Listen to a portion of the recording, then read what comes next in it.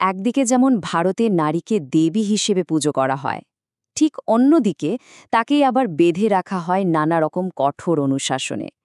এই যে সম্মান আর নিষেধাজ্ঞা, এর অদ্ভুত টানাপোড়েনটাই কিন্তু ভারতীয় নারীর ইতিহাস। চলুন না আজ এই জটিল যাত্রার গভীরে গিয়ে দেখি সময়ের সাথে সাথে এই শক্তির মানেটা ঠিক কিভাবে বদলে গেছে। আমাদের সংস্কৃতিতে নারী মানেই শক্তি, এই ধারণাটা কিন্তু একেবারেই সহজাত। তাই তো আমরা দেবী দুর্গা বা কালীকে ক্ষমতার প্রতীক হিসেবে দেখি, তাই না? কারণ প্রকৃতির নিয়মেই তো সৃষ্টির ক্ষমতাটা নারীর সাথে যুক্ত। এই যে শক্তির ধারণা, এটাই আমাদের আজকের আলোচনার মূল ভিত্তি। কিন্তু এই গল্পটা শুধু শ্রদ্ধার নয়। একদিকে যেমন রয়েছে নারীর শক্তির প্রতি এই গভীর শ্রদ্ধা, ঠিক তেমনই অন্যদিকে রয়েছে যুগে যুগে নারীদের ওপর চাপিয়ে দেওয়া নানান সামাজিক বিধিনিষেধ। এই দুই বিপরীত স্রোতের টানাপোড়েনটাই আমরা আজ বোঝার চেষ্টা করব। তাহলে চলুন দেখে নেওয়া যাক আমাদের যাত্রাপথটা। এটা কিন্তু একটা দারুণ উত্থান পতনের গল্প।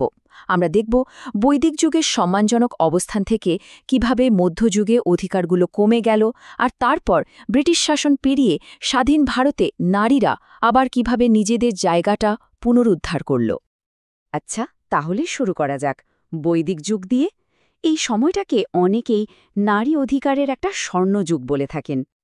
একবার ভাবুন তো সেই সময়টার কথা, যখন জ্ঞানার্জন শুধু পুরুষের মধ্যে সীমাবদ্ধ ছিল না। নারীরা গুরুকুলে যেতেন, এমনকি গার্গী ও মৈত্রেয়ের মতো বিদুষীরা তো ঋগ্বেদের স্তোত্র রচনায়ও অংশ নিতেন। বিয়েটা কোনো বাধ্যবাধকতা ছিল না। নারীরা চাইলে অবিবাহিত থেকে নিজের সম্পত্তির অধিকারী হতে পারতেন, আর যৌতুকের তো কোনো স্থানই ছিল না সেই সমাজে। বৈদিক যুগের পর ইতিহাসের পটভূমিতে আসছে মৌর্য সাম্রাজ্যের বিশাল বিস্তার। চন্দ্রগুপ্ত মৌর্যের হাত ধরে গড়ে ওঠা উপমহাদেশের প্রথম এই সাম্রাজ্য কিন্তু শুধু রাজনৈতিকভাবেই বিশাল ছিল না, নারীর ক্ষমতায়নের জন্য এক নতুন দরজা খুলে দিয়েছিল। এই সময়টার কথা ভাবলেই অবাক হতে হয়। নারীরা শুধু ঘরের গণ্ডিতে আবদ্ধ ছিলেন না, বরং রাষ্ট্রীয় নিরাপত্তার মতো গুরুত্বপূর্ণ দায়িত্বও ছিলেন। ভাবতে পারেন, রাজার ব্যক্তিগত দেহরক্ষী বা গুপ্তচর হিসেবে নারীদের নিয়োগ করা হতো। এটা কি প্রমাণ করে? প্রমাণ করে যে তাদের শক্তি আর বুদ্ধিমত্তার ওপর রাষ্ট্র পুরো ভরসা করত।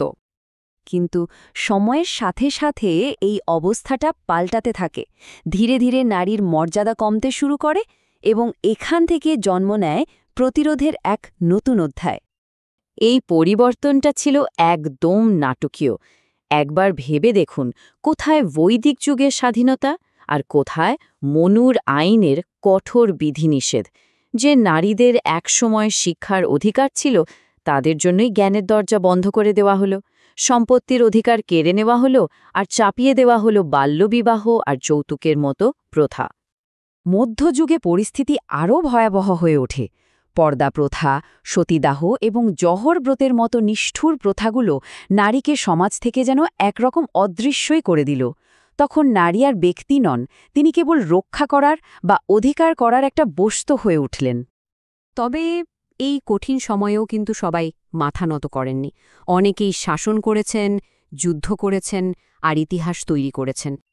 ইতিহাসের ওই অন্ধকার সময়েও কিন্তু প্রতিরোধের মশাল জ্বালিয়ে রেখেছিলেন এই অসামান্য নারীরা।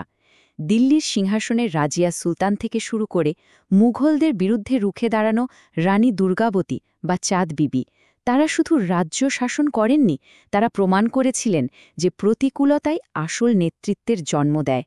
এদের প্রত্যেকেই ছিলেন সাহসিকতার এক একটা জীবন্ত প্রতীক।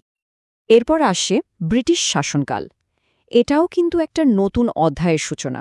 একদিকে যেমন বিদেশি শক্তির বিরুদ্ধে প্রতিরোধ চলছিল, ঠিক তেমনি সমাজের ভেতরেও সংস্কারের আন্দোলন শুরু হয়েছিল। আর ব্রিটিশ শাসনের বিরুদ্ধেও কিন্তু নারীরা গর্জে উঠেছিলেন। কিত্তুরের রানী চেন্নাম্মা এবং ঝাঁসির রানী লক্ষ্মীবাইয়ের মতো শাসকরা ইস্ট ইন্ডিয়া কোম্পানির বিরুদ্ধে সশস্ত্র বিদ্রোহের নেতৃত্ব দিয়ে আরও একবার প্রমাণ করেন নারী নেতৃত্বের সেই অদম্য ঐতিহ্য তখনও বহমান। তবে শুধু লড়াই নয়, এই যুগে শুরু হয় এক নীরব বিপ্লবও। ভাবুন, রাজা রামমোহন রায়ের মতো মানুষদের চেষ্টায় 1829 সালে সতীদাহের মতো বর্বর প্রথা বন্ধ হল।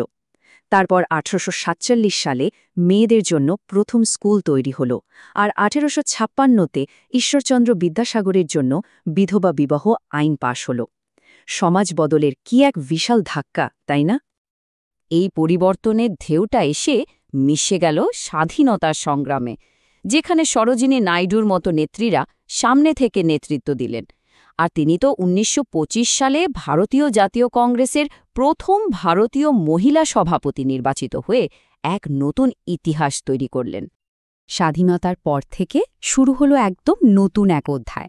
এখনকার আধুনিক ভারতীয় নারী সমাজের ভিত্তি আবার চালিকা শক্তিও বটে, দুটো ভূমিকাতেই তারা। আর তাদের সাফল্যের গল্প তো আজ সর্বত্র। আজকে রাজনীতি থেকে বিজ্ঞান, ব্যবসা থেকে শিল্প, সংস্কৃতি, এমন কোনো ক্ষেত্র আছে যেখানে ভারতীয় নারীরা তাদের ছাপ রাখেননি? ইন্দিরা গান্ধীর মতো লৌহ মানবী থেকে শুরু করে মহাকাশ গবেষণা বা কর্পোরেট জগৎ, সব জায়গাতেই তাদের অবাধ বিচরণ।